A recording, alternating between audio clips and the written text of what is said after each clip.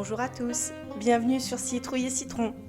Je ne sais pas quelle est la météo par chez vous, mais ici, les dernières semaines ont été particulièrement humides. Aujourd'hui, la pluie a eu raison de moi, je n'ai pas le courage de sortir par ce temps, alors je vais en profiter pour avancer un certain nombre de tâches dans la maison. Le premier atelier sera la fabrication du pain, car il faut du temps pour que la pâte lève bien, et ce d'autant plus qu'il ne fait pas très chaud à la maison. Je vais d'abord réveiller en douceur le levain pour signaler à tous ces petits ferments que je vais avoir besoin d'eux aujourd'hui. Les jours de fabrication du pain, c'est mon rituel. Juste après le petit déjeuner, je nourris le levain pour pouvoir m'en servir d'ici une bonne heure.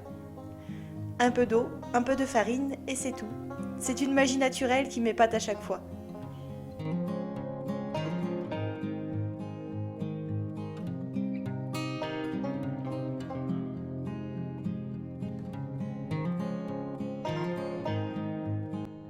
J'apprécie prendre le temps de mélanger délicatement ces trois éléments et voir rapidement les premières bulles monter à la surface, signe que le levain est déjà en train de se mettre en action.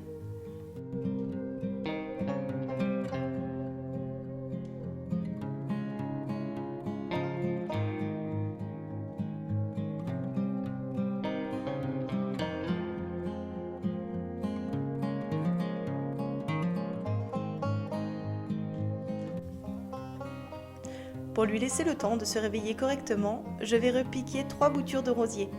Ce sont des branches que j'avais taillées à l'automne, juste après les premières gelées, et que j'avais mis dans un verre d'eau pour profiter des 3 dernières roses de l'année. Les fleurs ont fané, mais de jeunes pousses sont apparues. Je vais voir si elles prennent racine une fois en terre. Ce n'est normalement pas la saison des boutures, mais si elles décident de survivre, elles iront retrouver leurs amis dans le jardin au printemps. Nous verrons bien. La nature est parfois vraiment imprévisible. Et c'est toujours très gratifiant d'aider à donner vie à un nouvel arbuste. Sans parler des économies faites, puisque le prix d'un rosier, c'est pas donné.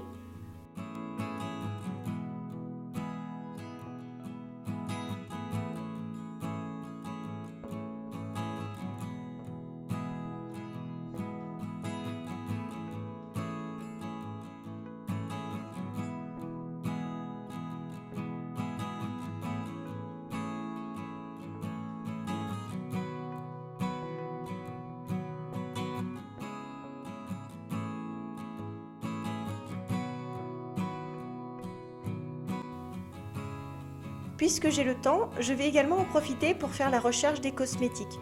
Nous venons tout juste de terminer notre dentifrice. Faire son dentifrice, c'est une opération qui ne prend que quelques secondes. Bon, j'exagère, peut-être quelques minutes. De l'argile blanche, du carbonate de calcium, de l'huile essentielle de menthe poivrée et le tour est joué. Pour ceux que ça intéresse, je vous mets le lien vers la recette dans le descriptif de la vidéo.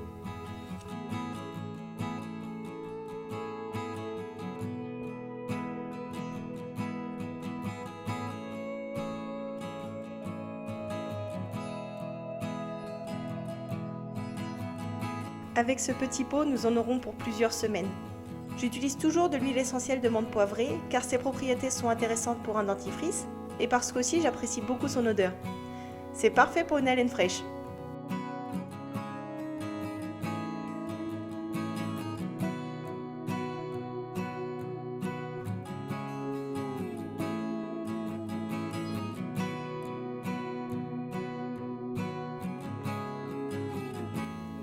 Un peu de rangement pour faire place nette.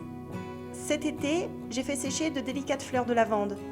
Elles me servent durant l'hiver pour concocter tisanes, recettes, assouplissants, macérats huileux.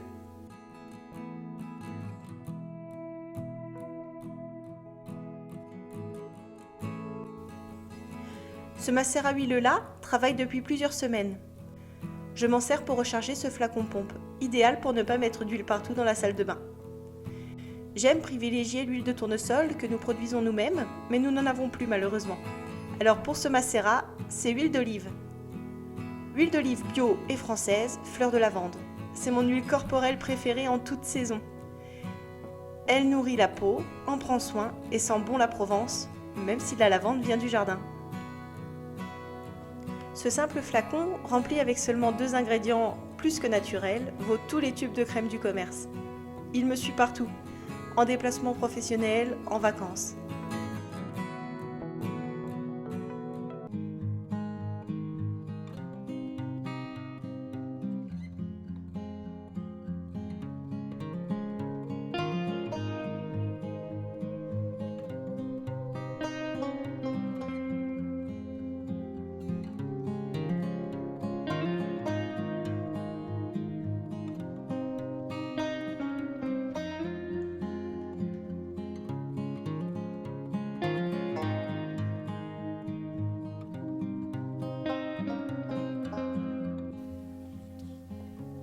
Pendant ce temps, le levain s'est réveillé.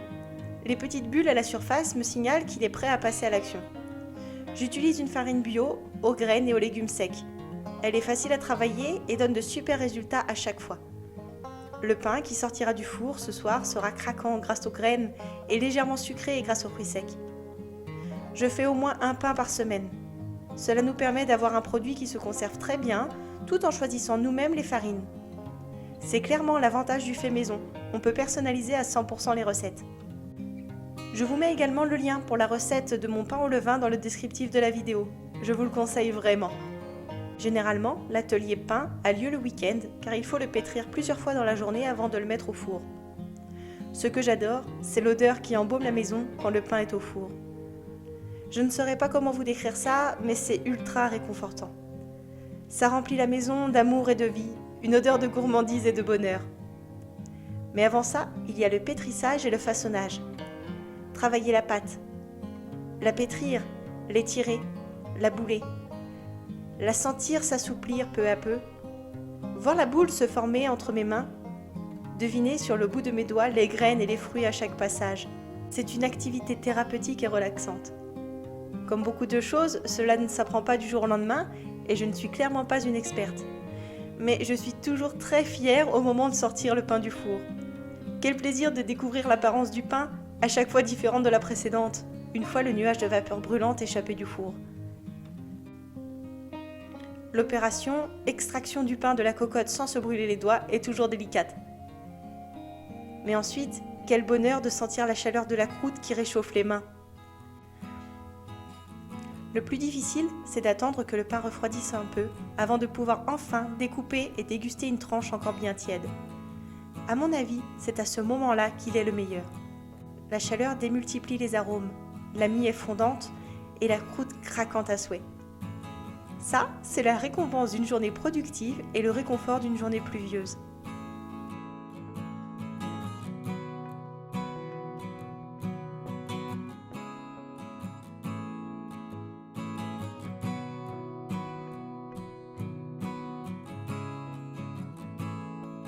J'espère que cette vidéo vous a permis de passer un bon moment relaxant et réconfortant. Je vous invite à la liker, à vous abonner à la chaîne et à cliquer sur la petite cloche pour ne pas louper la prochaine.